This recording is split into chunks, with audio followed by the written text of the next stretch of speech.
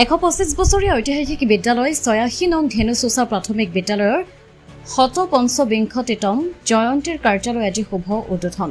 যোৰহাটৰ অন্যতম 125 বছৰীয়া ঐতিহাসিক বিদ্যালয় 86 নং ধেনু চোচা প্ৰাথমিক বিদ্যালয়ৰ 155তম জয়ন্তীৰ কাৰ্যালয় আজি শুভ উদ্বোধন কৰা হয়। ফিটাকাটি শুভ উদ্বোধন কৰে উদ্যাপন সমিতিৰ সভাপতি কামাখ্যা মোহন দাসে।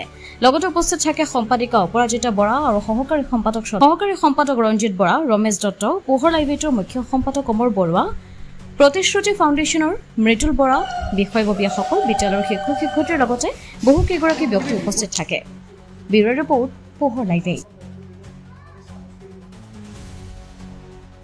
এই ক্ষেত্ৰত স্থানীয় এই প্ৰাথমিক বিদ্যালয়খনৰ এই অঞ্চলত যি গৰিমা সেইখিনি আমি অটুট ৰাখিবৰ কাৰণে আমি ৰাইজৰ সহায় সহযোগ সদায় বিচাৰিম।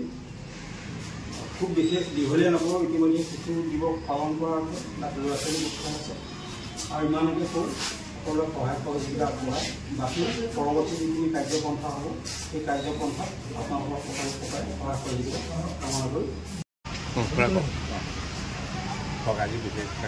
আজি 86 নং ধেনু চোচা প্ৰাথমিক বিদ্যালয়ত 124 বছৰ পাৰ হৈ 125 বছৰ 2025 চনত 125 বছৰ 155তম উদযাপন কৰিবলৈ মনস্থ কৰা হৈছে।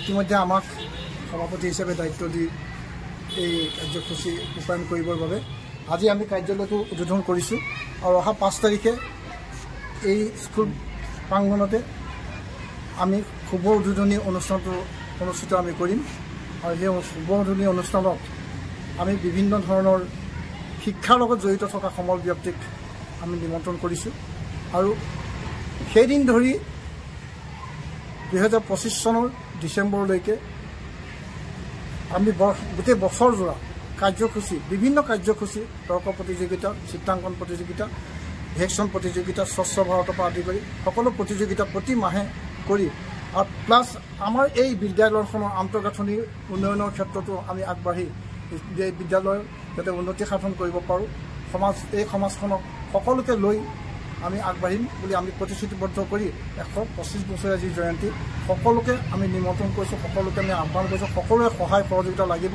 আৰু বিশেষকৈ প্ৰাক্তন ছাত্ৰ ছাত্ৰীসকল যিসকলে এই বিদ্যালয়ত পাঠদান কৰি গৈছে, শিক্ষা মন্দিৰত পাঠদান কৰি গৈছে, আমি তেখেতসকলক আজি আপোনাৰ চেনেলৰ মাধ্যমে আমি তেখেতসকলক আমন্ত্ৰণ কৰিছোঁ। যিসকল বাহিৰত আছে তেখেতসকলেও যাতে আমাক সহায় সহযোগিতা কৰিব বুলি আশা ৰাখি আজি আমি শুভ উদ্বোধন কৰিলোঁ। ধন্যবাদ, নমস্কাৰ।